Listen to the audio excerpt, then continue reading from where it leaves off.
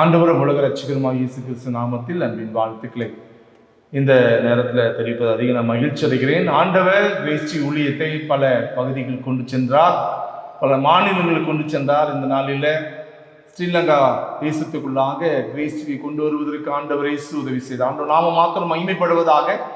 இந்த நாளிலும் ஒரு ஆலயத்திலிருந்து இந்த சாட்சிகள் எடுப்பதற்கு ஆண்டவர் உதவி செய்திருக்கிறார். இந்த திருச்சபையுடைய பாஸ்டர் கிறிஸ்டபர்களுக்காக, மனைவி பிள்ளைகளுக்காக இப்படிப்பட்ட வாய்ப்புகளை உருவாக்கி கொடுத்துருக்குறாங்க. இந்த வாய்ப்புகளை கொடுத்து என் ஆண்டவருக்கு அதிகமாக நன்றி சொல்கிறேன். இந்த நாட்டில் பார்க்கும்போது இளம் தம்பதிகளை நான் சந்திக்கின்ற வாக்கியத்தை ஆண்டவர் இயேசு எங்களுக்கு தந்தார். சகோதரர் ஜெசுக்காக, அவருடைய மனைவி ஏஞ்சல் அவர்களுக்காக கடந்த நவம்பர் மாதம் இல்லையே, நவம்பர் மாதம் தான் அவங்களுக்கு திருமணம் நடந்திருக்கு 2024. ஆனால் இந்த 6 மாதங்களாக அவங்க இணைந்த நாள் முதல் கொண்டு ஆண்டுடைய ஊழியத்தை நாங்கள் ஒரு இடத்துக்கு கடந்து போனோம்.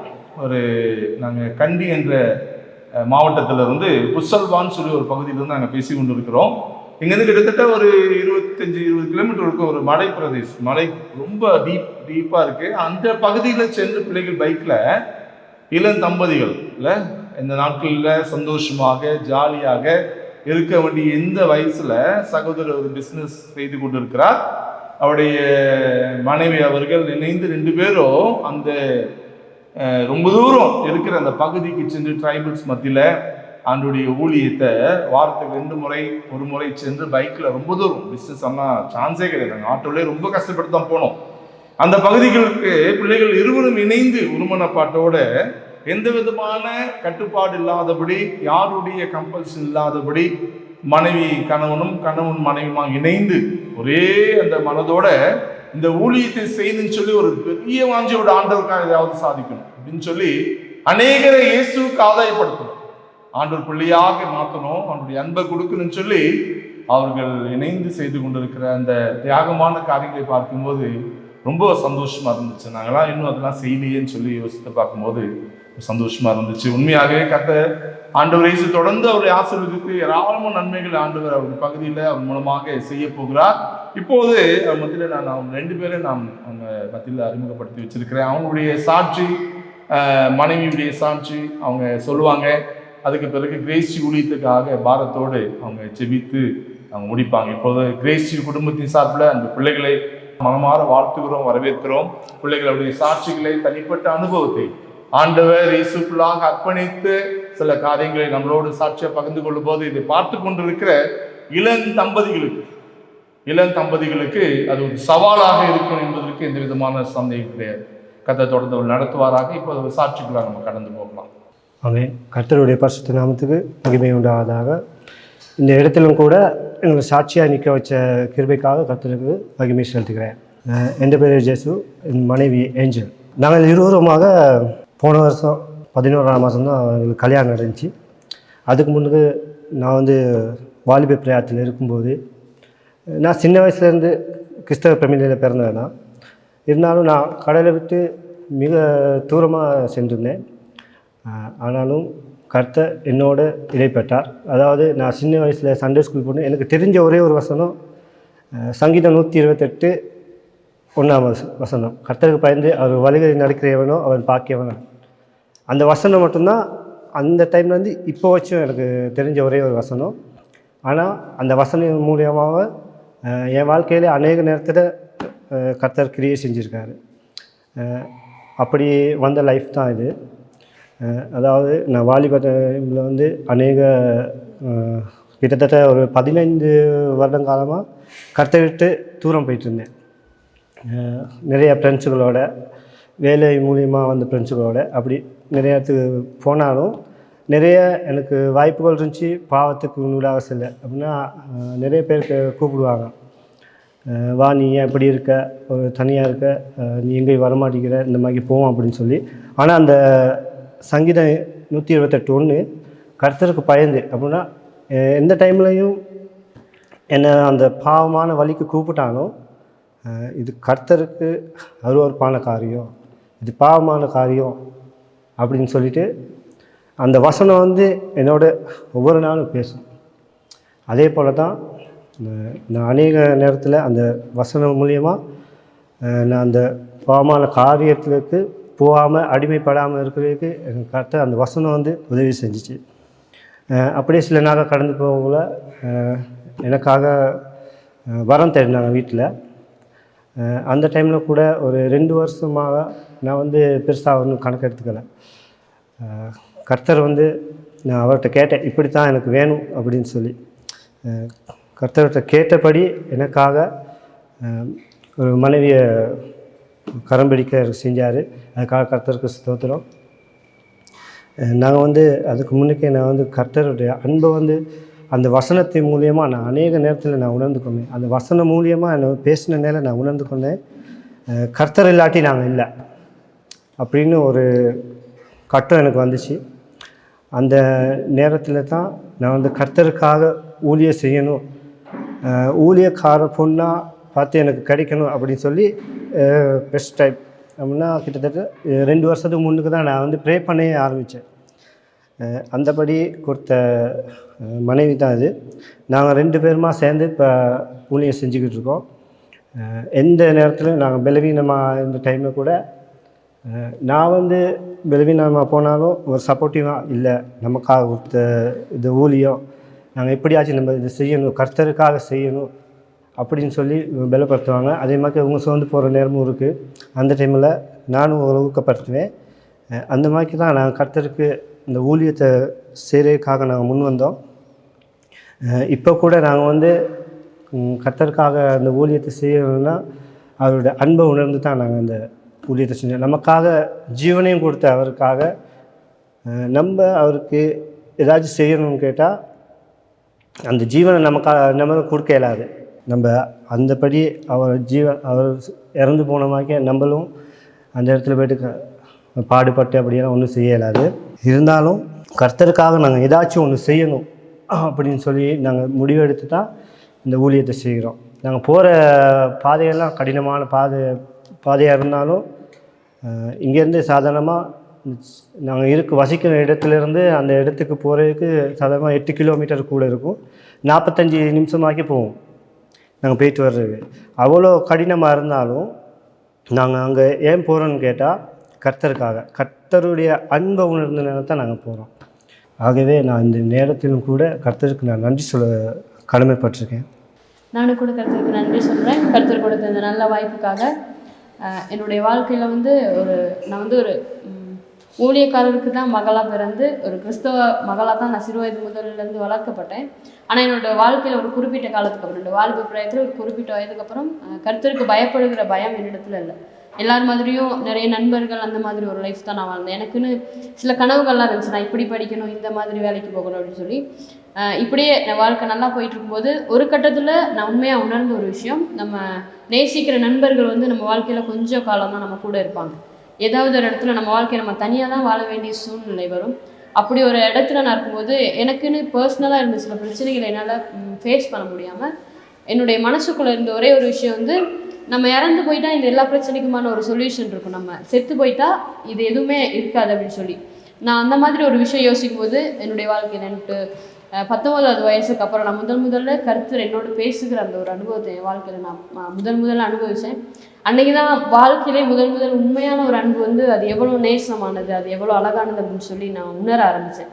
அன்னைக்கு நான் கர்த்தர்கிட்ட சொன்ன ஒரு காரியம், என்னுடைய வாழ்க்கையில் எனக்குன்னு தனிப்பட்ட ரீதியில் நான் நினச்சி வச்சுருந்த எல்லா விஷயத்தையும் நான் விட்டுட்டு நான் இதுக்கப்புறம் என் வாழ்க்கையை எப்படி பண்ணாலும் சரி என்னால் முடிஞ்ச ஒரு ஊழியத்தை நான் உங்கள் சமூகத்தில் உங்களுக்காக மட்டும் பண்ணுவேன் அப்படின்னு சொல்லி அன்றைக்கி நான் பண்ண பொறுத்தனை.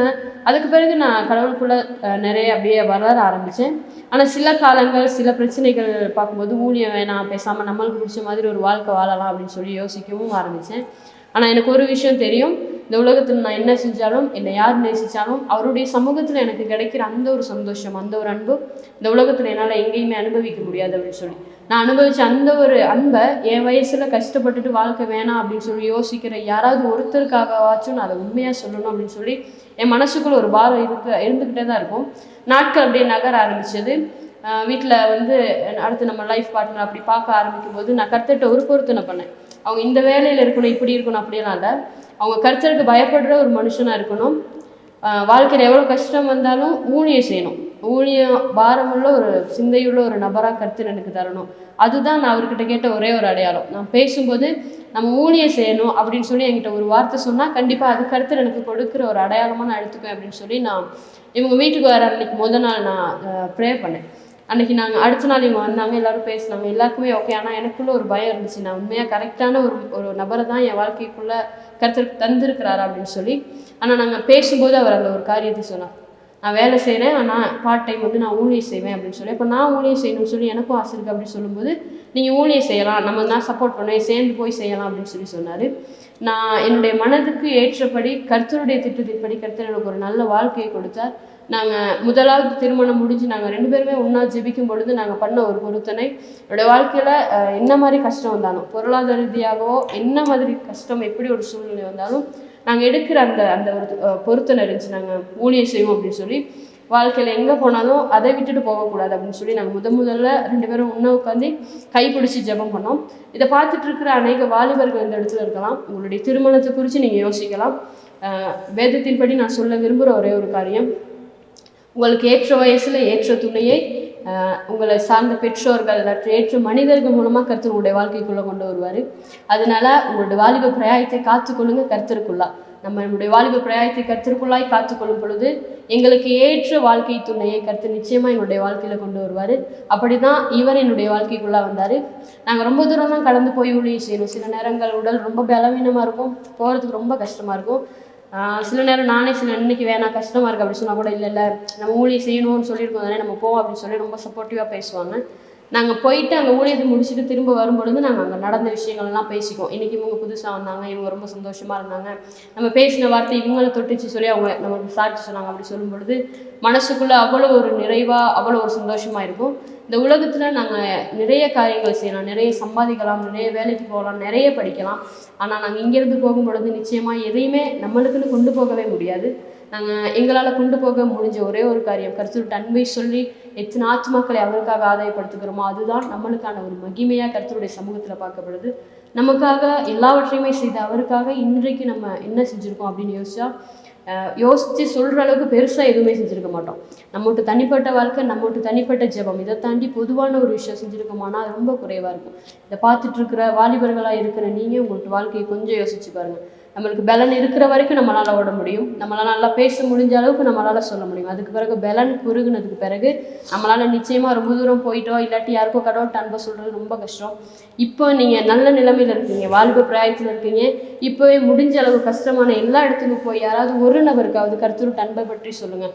ஏன்னா அவர் நம்மளை நேசித்ததுனால தான் நாம் உயிராக இருக்கும். அவர் என்ன நேசித்ததுனால தான் கர்த்தர் எனக்கான எல்லாவற்றையும் வாய்க்க பண்ணினார். நான் அவருக்காக அன்னைக்கு நிற்கணும் அப்படின்னு சொல்லி எடுத்த அந்த ஒரு முடிவு தான் அவர் நிறைய இடத்துல நான் விழுந்து போயிருக்க வேண்டிய நிறைய இடத்துல எனக்காக நின்றார். அதனால தான் என்னுடைய வாழ்நாட்கள் இது வரைக்கும் நான் உயிரோடு வாழ்கிறேன். கர்த்தர் எல்லாவற்றையும் என்னுடைய வாழ்க்கையில் வாய்க்க பண்ணினார். நான் இந்த இடத்துல சொல்ல விருப்பப்படுறது என்னென்னா, கர்த்தர் நான் வேற ஒரு இடத்துல இருந்து தான் இங்கே வந்தேன். நான் மஸ்கேலியா பிரதேசத்துலேருந்து திருமணம் முடிச்சு தான் இங்கே வந்தேன். இந்த இடத்துல நல்ல சபையை கர்த்தர் கொடுத்தார், நல்ல தலைமை போதகரை கொடுத்தார். அவருடைய குடும்பம் என்னோட பர்சனலாக எனக்கு ஒரு அப்பா அம்மா மாதிரி என்னை கைட் பண்ணுற அளவுக்கு கர்த்தர் கொடுத்தார். அவங்களோட சப்போர்ட்டும் நான் ஊழியம் செய்கிறதுக்கு எனக்கு ரொம்பவே ஹெல்ப்ஃபுல்லாக இருந்தது. அதனால இதை பார்த்துட்டு இருக்கிற நீங்களும் உங்களுடைய வாழ்க்கையில் உங்களே கர்த்தருக்கு ஒப்பு கொடுங்க. உங்களுடைய வாழ்க்கையில் அடுத்தடுத்து என்னென்னலாம் நடக்கணுமோ அது எல்லாமே கர்த்தருடைய விருப்பத்தின்படி நேர்த்தியாகவும் செம்மையாகவும் நடக்கும். அன்றைக்கி கர்த்தரை நான் நம்பாமல் இருந்திருந்தா நான் எப்போயோ மறைச்சு போய் இன்றைக்கி பல வருடங்கள் கடந்து போயிருக்கும். கர்த்தர் அன்னைக்கு எனக்கு ஒரு வாக்குத்தத்தம் கொடுத்தா, என்னாலே நீ மறக்கப்படுவதில்லை. நான் கேட்ட முதலாவது ஒரு வசனம் என்னுடைய வாழ்க்கையில், நான் ஒரு கிறிஸ்தவ பிள்ளையாக இருந்தாலும் நான் அப்படி வளரலை, நான் என்னுடைய பர்சனலாக நான் அப்படி இருக்கலை. ஆனால் நான் ஒரு அன்பை உணர்ந்த முதலாவது கர்த்தர் என்கிட்ட பேசின அந்த ஒரு வார்த்தை தான், என்னாலே நீ மறக்கப்படுவதில்லை. இது வரைக்கும் அவர் என்னை மறக்கவே இல்லை. அன்னைக்கு நான் ஒரு தீர்மானம் பண்ணேன், நீங்கள் என்னை மறக்கலை தானே, இன்னைய வாழ்க்கையில் எப்பவும் நானும் உங்களை மறக்க மாட்டேன் அப்படின்னு சொல்லி. நான் நிச்சயமாக சொல்கிறேன், என்னுடைய வாழ்க்கை இதுக்கப்புறம் எப்படி வேணும்னா போகலாம், யார் வேணா வரலாம், யார் வேணா போகலாம். ஆனால் நாங்கள் எடுத்த தீர்மானத்தை நாங்கள் கணவன் மனைவியாக கண்டிப்பாக ஏதாவது ஒரு இடத்துல ஏதாவது ஒரு ஊழியம் செஞ்சு கர்த்தருடைய நாம மகிமைக்காக மாத்திரம் தான் நாங்கள் வாழ்வோம். எங்களுக்குன்னு பர்சனலாக எந்த ஒரு விஷயம் யோசித்தாலும் அதுக்குள்ளே ஏதாச்சும் ஒரு வழியில் ஊழியம் செய்யலாமா, இல்லைனா யாராவது ஒரு ஊழியக்காரர்களை ஏதாவது ஒரு சப்போர்ட் பண்ணலாமா அப்படின்னு சொல்லி தான் நாங்கள் அதிகமாக பேசியிருக்கிறோம். அந்த வார்த்தைகளை கர்த்தர் கனப்படுத்தி இது வரைக்கும் எங்களை கூட்டிகிட்டு வந்திருக்கிறார். இதை பார்த்துட்டு இருக்கிற நீங்களும் முடிஞ்ச அளவு உங்களுடைய வாழ்க்கையில் கர்த்தருக்காக ஏதாவது ஒரு காரியத்தை செய்யுங்க. நீங்கள் செய்கிற ஒரு சின்ன காரியம் கர்த்தர் பதிலுக்கு உங்களுடைய வாழ்க்கையில் நிச்சயமாய் பெரிய ஒரு காரியத்தை கட்டளையிடுவார். இந்த என்னுடைய சாட்சியை சொல்கிறதுக்கு எனக்கு சந்தர்ப்பம் கொடுத்த தேவனுக்கும் கிரைஸ்ட் டிவி ஸ்தாபகருக்கும் நாங்கள் குடும்பமாக எங்களுடைய மனமார்ந்த நன்றிகளை தெரிவிச்சோம். இப்பொழுது இந்த கிரேஸ் டிவி சேனலுக்காகவும் இந்த ஸ்ரீலங்கா தேசத்தில் இந்த கிரேஸ் டிவி மூலயமா நிறைய பேர் ஆசீர்வதிக்கப்பட வேண்டியதுக்காக நாங்கள் கிரேஸ் டிவி ஸ்தாபனத்துக்கும் அந்த உரிமையாளர் சேனலுக்காகவும் நாங்கள் 20 சேர்ந்து ப்ரே பண்ணுவோம். மகா பரிசுத்தமான நல்ல ஆண்டவரே, இந்த பரிசுத்த நாளுக்காக உமக்கு நாங்கள் நன்றி செலுத்துகிறோம். இயேசு கிறிஸ்துவின் நாமத்தினாலே நீங்கள் கொடுத்த இந்த நல்ல நாளுக்காக உமக்கு நன்றி. கர்த்தாவே, இந்த சாட்சியை கேட்கிற அநேகருடைய இருதயங்கள் கர்த்தாவே உம்முடைய தேவ அன்பினாலே கட்டப்படட்டும். அவர்களும் கர்த்தாவே தங்களுடைய வாழ்க்கையை உமக்கென்று அர்ப்பணித்து வாழத்தக்கதாய் கர்த்தர் உதவி செய்யுங்க. விசேஷமாய் கூட கர்த்தாவே இந்த நாளில் இப்படி ஒரு சந்தர்ப்பத்தை எங்களுக்கு கொடுத்த கர்த்தாவே இந்த கிரேஸ் டிவிக்காகவும் கர்த்தாவே அதனுடைய ஸ்தாபகர் பாஸ்டர் சந்திரமோகனுக்காகவும் நாங்கள் ஜெபிக்கிறோம். இயேசு கிறிஸ்துவின் நாமத்தினாலே அவரை நாங்கள் ஆசீர்வதிக்கிறோம். கர்த்தாவே, அவருடைய பிரயாசங்களை கர்த்தர் அறிந்திருக்கிறீங்க. கர்த்தாவே, தூர தேசத்திலிருந்து கர்த்தாவே இந்த இடத்துல வந்து எங்களோடு சேர்ந்து கர்த்தாவை ஊழியம் செய்யத்தக்கதாய் அவருடைய இருதய பாரத்தை கர்த்தர் அறிந்திருக்கிறீங்க. அதற்கு ஏற்ற ஆசீர்வாதங்களை கர்த்தர் கட்டளையிடும்படியாய் நாங்கள் ஜெபிக்கிறோம். விசேஷமாய் கர்த்தாவே அவருடைய குடும்பம், பிள்ளைகள், மனைவி ஒவ்வொருவரையும் கர்த்தர் ஆசீர்வதிங்க. அவர்கள் தூர இடத்துல இருந்தாலும் தேவனுடைய பாதுகாப்பு சம்பூரணமாய் அவர்களோடு கூட இருக்கட்டும். விசேஷமாய் கூட கர்த்தாவை இந்த கிரேஸ் டிவியின் மூலமாய் எங்களுடைய இலங்கை நாடும் உள்ள எல்லா கிறிஸ்தவர்களும் கர்த்தாவை உம்முடைய வேத அன்பை அறிந்து கொள்ளத்தக்கதாய் கர்த்தாவை உம்முடைய சத்தியத்துக்குள்ளாய் வழிநடத்தப்படத்தக்கதாய் கர்த்தர் எல்லா காரியங்களையும் வாய்க்கப்படும்படியாய் நாங்கள் ஜெபிக்கிறோம். கர்த்தாவை எங்களுடைய இலங்கை தேசத்திலும் கர்த்தாவை இந்த கிரேஸ் டிவியினால அநேக ரட்சிக்கப்படத்தக்கதாய் கர்த்தர் ஆசீர்வாதங்களை கொடுக்கும்படியாய் நாங்கள் ஜெபிக்கிறோம். கர்த்தாவை இந்த டிவி சேனலுடைய தேவைகள் எல்லாவற்றையும் கர்த்தர் நீர் சந்திக்க ஏற்ற வேளையிலே உதவிகளை கொடுக்கும்படியாய் நாங்கள் ஜெபிக்கிறோம். கர்த்தாவே, வருகிற நாட்களிலே கர்த்தாவை எங்களுடைய தேசத்திலும் கர்த்தாவை இந்த டிவி சேனலை அநேகர் பார்த்து கர்த்தாவை உம்முடைய அன்பை அறிந்து கொள்ளத்தக்கதாய் கர்த்தர் கிருபை கொடுக்கும்படியாய் நாங்கள் ஜெபிக்கிறோம். கர்த்தாவை, எங்களுடைய சாட்சிகளை சொல்ல நீங்க கொடுத்த கிருபைக்காய் உமக்கு நன்றி. கர்த்தாவை, உடைய ஊழிய காரியங்களை கர்த்தர் நீங்க மேலும் ஆசீர்வதித்து நடத்தும்படியாய் ஜெபிக்கிறேன். எல்லாவற்றையும் உடைய அன்பின் கருத்துக்குள்ளாய் ஒப்பு கொடுத்து எங்களுக்காய் மரித்து மீண்டும் உயிரோடு ஜீவிக்கிற இயேசுவின் மூலம் ஜெபிக்கிறேன் நல்ல பிதாவே. நாளில் அன்பான தேவனுடைய பிள்ளைகளே, இந்த சாட்சி நீங்கள் யூடியூப்பில், ஃபேஸ்புக்கில், தமிழ்நாட்டில் இருக்கிற அநேக சேனலை நீங்கள் பார்த்துட்ருக்கீங்க. இலங்கையில் இருக்கிற மக்களுக்கு நாங்கள் யூடியூப்பில் இதை நாங்கள் அனுப்ப போகிறோம். உண்மையாகவே ஒரு அருமையான ஒரு சாட்சி இல்லை கேட்டிங்களா? 6 மாதத்தில் திருமணம் ஆகி 6 மாதத்தில் ஏதோ கனவுகள் இருக்குல்ல, நீங்கள்லாம் பார்த்துட்ருக்கேன். நீங்கள் இளம் தம்பதிகள் பார்த்து கொண்டு இருந்தால் அந்த சாட்சியை பிள்ளைகளுடைய காரியங்களை கேட்கும்போது அவங்களோடு கூட நாங்கள் ஆட்டோவில் போயிருந்தோம். பிள்ளைங்க முன்னாடி பைக்கில் போயிட்டு இருந்தாங்க, ஸ்கூட்டியில். ரொம்ப கரடுமுரடான ஒரு பகுதி. இரவில் திரும்பி வரோம்னா எஃப்எம்பிபின்னு ஒரு மிஷனரி ஸ்தாபனம் இருக்குல்ல, அதில் நான் நிறைய அனுபவப்பட்டிருக்கேன். இப்படிப்பட்ட பகுதியில் அதை போகும்போது எனக்கு அந்த உணர்வு தான் வந்துச்சு. இதன் மத்தியில் இந்த பிள்ளைகள் வந்து வைராக்கியமாக நின்று ஊழியம் செய்கிறது நினைத்து பார்க்கும்போது எங்களுக்குள்ளாக இன்னும் வைராக்கியம் வந்துச்சு. அதுவரை இப்படிப்பட்ட சந்தோஷமாக காலத்தை கழிக்க வேண்டிய இவர்கள் பிஸ்னஸ் முடிஞ்ச பிறகு கணவன் மனைவியாக இளந்தம்பதிகள், அதை ஃபஸ்ட்டு நீங்கள் புரிஞ்சுக்கணும். ஏன்னா திருமணமாகி 5 வருஷம் 6 வருஷம் ஆகலை, இளந்தம்பதிகள். ஏன்னா இவங்க வந்து ஊழியத்துக்கு அர்ப்பணித்து இந்த பசுத்தமாக வாழணும் ஆண்டவருக்காகன்னு சொல்லி வந்தாங்கன்னா ஆண்டவர் எவ்வளோ நல்லவராக வாழ்க்கையில் இருக்கிறார். அதோட கர்த்தரோட அதிகமாக ஆசீர்வதிக்கணும். அவர்களுக்காக எதிர்கால திட்டங்கள், எதிர்கால ஆசீர்வாதங்களுக்காக கிரேஸ் டிவி குடும்பமாக இணைந்து ஒரு நிமிஷம் நாம் ஜெபிக்கலாமா? நேசிக்கிற நல்ல ஆண்டவரே, அந்த பிள்ளைகளுக்காக உங்களுக்கு நன்றி சொல்லுகிறோம். நாளில் ஆண்டவரே, நம்முடைய பிள்ளைகள் ஆண்டவரே இளம் தம்பதிகளாக இந்த பிள்ளைகளை அழைத்திருக்கிறீர். கணவன் மனைவியாக இணைவதற்கு முன்பாகவே பிள்ளைகள் அர்ப்பணித்து ஜெபித்திருக்கிறாங்க. உமக்காக ஏதாவது செய்யணும், சாதிக்கணும்னு சொல்லி. அப்பா, அந்த பிள்ளைகளுடைய இருதயத்தை ஆண்டவரை அறிந்து 2 பேருக்கு ஒரு மனப்பாட்டின் ஆவியை தந்து ஒரு திருச்சபைக்கு கீழாக, ஒரு நல்ல ஒரு பாஸ்டர் கீழாக, தலைமை போதகர் கீழாக, ஒரு அசிஸ்டன்ட் பாஸ்டராக, ஒரு ஊழியக்காரியாக இணைந்து ஒரு ஆலயத்தோடு இணைந்து செய்கின்ற அந்த பாக்கியத்தோட தந்திருக்கிறீர். பெருமை இல்லாதபடி ஆண்டவரே உமக்கு அர்ப்பணித்து பரிசுத்தமாய் ஜீவித்து வாழணும்னு சொல்லி அர்ப்பணித்து செய்கிற இந்த பிள்ளையுடைய வாழ்க்கையை நாங்கள் கிரேஸ் டிவி குடும்பமாக மனதார வாழ்த்துகிறோம். இப்படி பரிசுத்த நாமத்தில் ஆசீர்வதிக்கிறோம். என்னுடைய வாழ்க்கையில ஒரு நன்மை குறைபடக்கூடாது.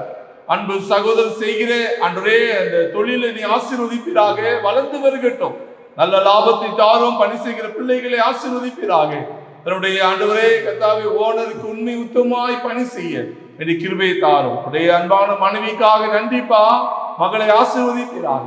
ஆண்டவரே இந்த திருச்சபைக்கும் உமக்கும் ஆண்டவரே தன்னுடைய வாழ வந்திருக்க இந்த குடும்பத்துக்கும் ஆசீர்வாதமான ஒரு மகளாக தொடர்ந்து திகழட்டும். ஆண்டவரே அதை பார்க்கிற பிள்ளைகள்லாம் இப்படிப்பட்ட ஒரு மகளை நாங்க பார்க்கலன்னு சொல்லி ஆண்டவரே மகனுடைய குடும்பத்தால் சொல்லட்டும் ஆண்டவரே. அப்படிப்பட்ட ஆசீர்வாதங்களை தந்து ஆண்டவரே மகளை ஆசீர்வதிக்கணும்னு சொல்லி ஜெபிக்கிறோம். ஏற்ற காலத்துல ஆண்டவரே பிள்ளைகளுக்கு குழந்தை பாக்கியத்தை கொடுத்து கனப்படுத்தி ஆண்டவரே அப்படிப்பட்ட ஆசீர்வாதத்தோடு அப்படி ஊழியத்தை செய்கின்ற பாக்கியத்தை பிள்ளைகளுக்கு தாங்க ஆண்டவரே. வாலிபனாக வாலிப சகோதரியா இருந்த அந்த பிள்ளைகளுக்கு ஆண்டவரை ஏற்ற நாட்களில் கணவன் மனைவி இந்த அந்தஸ்தை கொடுத்த எங்கள் ஆண்டவரே உங்களுக்கு நன்றியப்பா.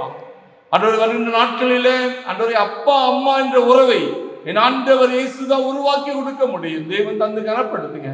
குழந்தை பிள்ளைகளுடைய ஆண்டவரை தனிப்பட்ட வாழ்க்கை, குடும்பத்தின் காரியங்கள், குடும்பத்தின் எல்லா ஆசீர்வாதம் தந்து கனப்படுத்துங்க. குடும்பத்தில் அப்பத்தின் தண்ணீரையும் ஆசீர்வதியும், சந்தோஷமும் சமாதானம் நிலைத்து இருக்கட்டும். அப்படி ஊழியத்தை ஆசீர்வதியும், பிரயாணத்தை ஆசீர்வதியும். ஆண்டவரே ஒருவர் பாரத்தை ஒருவர் சுமந்து கடைசி மாத்திரம் பிரமாணங்களை நிறைவேற்ற உமக்காக வைராக்கியமா ஜீவிக்க எங்கள் ஆண்டவர் இயேசு பிள்ளைகளுக்கு அனுக்கிரகம் பண்ண வேணும்னு சொல்லி ஜெபிக்கிறான் ஆண்டவர். அப்பா நன்மையான எந்த ஈவும் பூர்ணமான எந்த வரமும் பரத்திலிருந்து உண்டாகி ஜோதியின் பிதாவிடத்தில் இறங்கி வரும் சொல்லி பார்க்கிறோம். அப்படிப்பட்ட ஆசீர்வாதங்களை, வரங்களை, ஆண்டவரே கிருபைகளை பரலோகத்தின் தேவன் இந்த பிள்ளைகளுக்கு இறங்கி வர பண்ணுவேன்னு சொல்லி உள்ளத்தில் ஆழத்தில் இந்த பாரத்தோடு ஆண்டவரே நம்பிக்கையோடு ஜெபிக்கிறோம். இந்த பிள்ளைகளை ஆசீர்வதித்து ஜெபிக்கிறோம். வாழ்ந்திருக்கட்டும், ஆசீர்வாதமா இருக்கட்டும் சொல்லி நான் ஜெபிக்கிறோம். எல்லாம் ஆண்டவரை சார்ந்தவர்கள், பெற்றோர்கள், ஆண்டவரை உறவின் மக்கள், உடன் பிறந்தவர்கள் எல்லாரையும் நினைக்கிறோம்.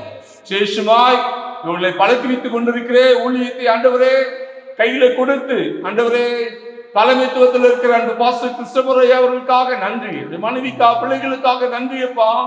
தனக்கு கீழாக இந்த பிள்ளைகளை உருவாக்கணும்னு சொல்லி ஆண்டவரே ஒரு ஊழியத்தை கையில கொடுத்து ஒரு ஆண்டவரே உன்னதமான ஊழியத்திலே ஆண்டவரை பழக்கி வைத்துக் கொண்டிருக்கிற ஐயா அவர்களுக்காக நன்றி.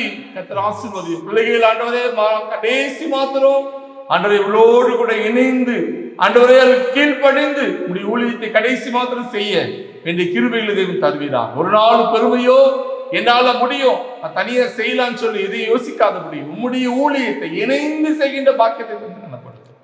செய்ப்பொருக்கா நன்றி சொல்கிறோம். துதிக நமையுமே எல்லாம் உமக்கு செலுத்துகிறோம். மீட்பர் இயேசு கிறிஸ்துவின் நாமத்துல மிக தாழ்மையோடு ஒப்பு கொடுத்து நன்றி சொல்லி ஜெயமெடுத்து ஜெபிக்கிறோம் நல்ல பிதாவே, ஆமென். ஆண்டவருக்கு அதிகமாக இருந்ததால் நன்றி சொல்றேன்.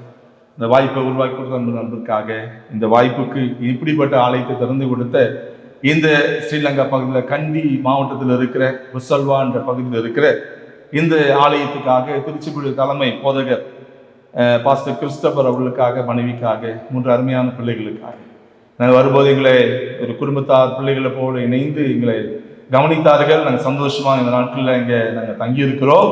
இதன் மத்தியில் இந்த சாட்சிகள் எடுக்கின்ற பாக்கியத்தை ஆண்டவர் இயேசு தந்தார். எனவே எங்கள் கிறிஸ்டி குடும்பத்தின் சார்பில் அன்பு பிள்ளைகளுக்கும் பாஸ்டர் அவர்களுக்கும் அதிகமாக நன்றிகளை தெரிவித்துக் கொள்கிறோம். நாட்களில இந்த இலங்கை பகுதியில கிறிஸ்டியானது கட்டாயம் கால் ஊன்றும் என்பதற்கு எந்த விதமான சந்தேகமும் கிடையாது. ஆண்டவர் இயேசு இதை பார்த்து கொண்டிருக்கிறார். இந்த முயற்சிகளை, எங்களுடைய அர்ப்பணிப்பை பார்க்கிறார். அவருடைய ஊழியம் அவர் அழைத்து வந்திருக்கிறார், அதை நிறைவேற்றுவார். ஆண்டவர் தொடர்ந்து உங்களையும் உங்கள் குடும்பத்தையும் இந்த ஸ்ரீலங்கா பகுதியில் இருக்கிற ஒவ்வொருவருக்காக நாங்கள் ஜெபிப்போம். பெரிய எழுப்புதலை ஆண்டவர் தருவார். தொடர்ந்து எங்களுக்காக, இந்த ஊழியத்துக்காக, கிறிஸ்டி வளர்ச்சிக்காக நீங்க ஜெபித்துக் கொள்ளுங்க. ஆண்டவர் உங்களையும் குடும்பத்தையும் உங்களையும் அளவில்லாதபடி ஆசீர்வதிப்பாராக. God bless. நன்றி.